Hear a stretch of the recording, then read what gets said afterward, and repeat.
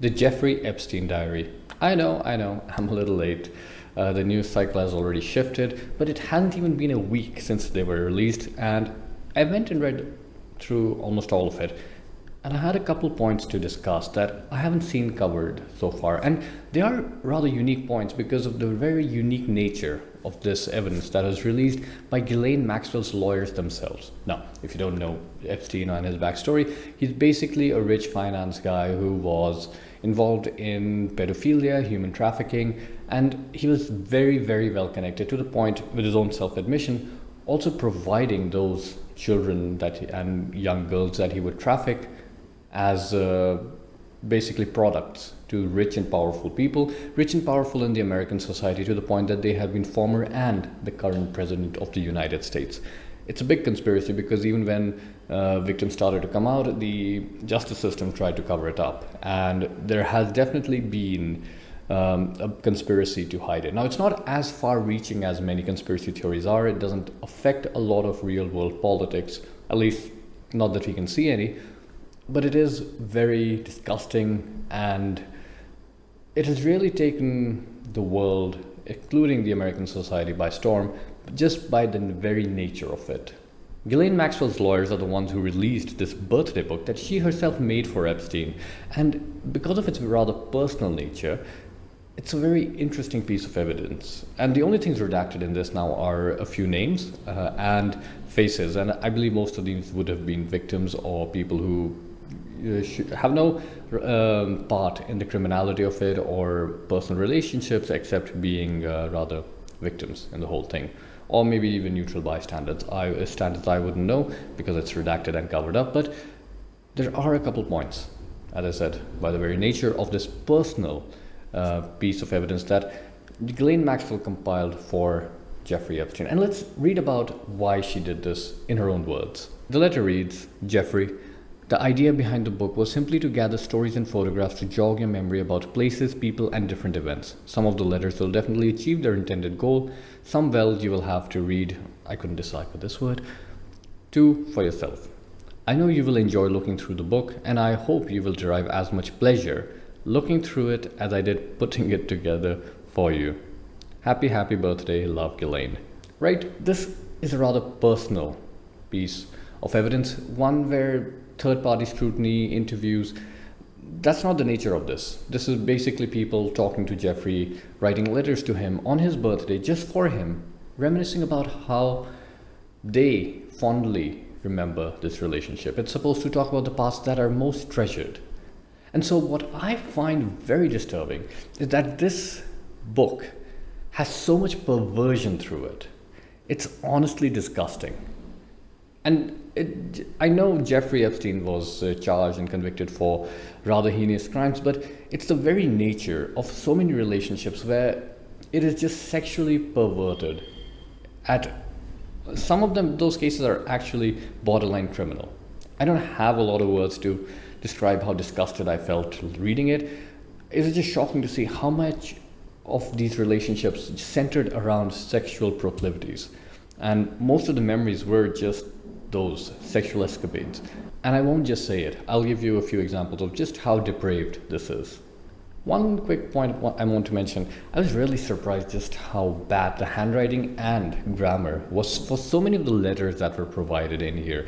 So many of these people, I don't know if they even put in the effort, but just had such bad English, and their handwritings were god awful. At one point I thought I'd just type out whatever was, whatever bad handwriting I came across, but eventually there's just so much of it I gave up after the first few pages. So just when you read through it, which I won't recommend, but if you do, be ready to tolerate that. So here's a letter from one of his friends, and I typed it out below so we can actually read what's written on it. Again, awful English, but it goes, "Girls on my boat." Now remember, this is him, his friend writing to him, reminiscing about a treasured memory. "We picked up girls on beach, went out on boat. I tell them with knife in my hand to take suits off. But Warren tells, don't worry, his name is J.N. He's just joking, he live at so-and-so. I tell Mark to throw him into water, he did." See how sick some of this is and depraved. This is a treasured memory, of course. This is a letter by Nick Lees. I'm just going to read one line here to give you an idea just what this man is reminiscing about when it comes to Jeffrey Epstein. Toto, grinning happily at the old man, reached down and pulled so-and-so's skirt up to her panties and put his hand on her privates. The old man smilingly, sweetly leaned over, stuffed his hand into her pants so that Toto found his fingers playing with his... Yeah, another treasured memory by one of his friends. A few pages later, another friend. This one is Nathan Myhrvold. I don't know how it's pronounced, but that's how it's spelled. And this is what he writes. Now, the letter is mostly just la la la la la la la la, but in the end he goes, so in the end I have wound up with the silly excuse for a missive, neither profound nor funny, but I've included a few photos that I took on my recent trip to Africa. They seemed more appropriate than anything I could put in words. Now, what could these photos be? So more appropriate than anything that could be said in words. Let's take a look. An ape with its privates. Coitus. Privates. Coitus. Now, is that a story or what? I think I have an idea of what those images mean when put in that order, but I don't really care enough to test or think much about it. The point being, those images seem to be the most appropriate way Nathan could describe his friendship with Epstein. And do you want to know what he describes his own relationship formally, not here in private, but formally to the world when it comes to his relationship with Epstein? On the Wikipedia, this is how his spokesperson described their relationship. Back in the day, Epstein was a regular at TED conferences and he was a large donor to basic scientific research. So while Nathan knew him and has socialized with him, that's exactly where their association ends. Of course, now we have this letter to look at, and no, it's not a monkey screaming, it's a monkey screaming with his hoo-hoo out there. I want to do one more example. Now this one is an assistant of his who's writing back, and this is how she says her thank you.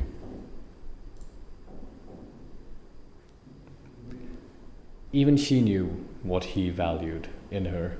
Those examples and slides like this really show us the depth and diversity of the number of people who really valued their relationship with Jeffrey Epstein in a sexual nature. This led to my first deduction.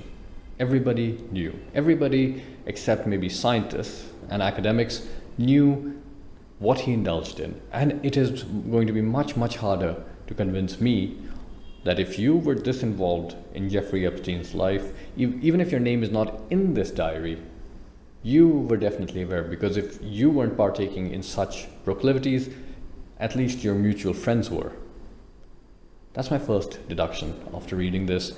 And the second one goes on a slight tangent as to why Jeffrey Epstein was who he was. How did he get that success? And I think there's a cult of personality that can be examined not through just knowing who he is, but through the exact words and descriptions that people have about him, to him, in this book. That's our next video.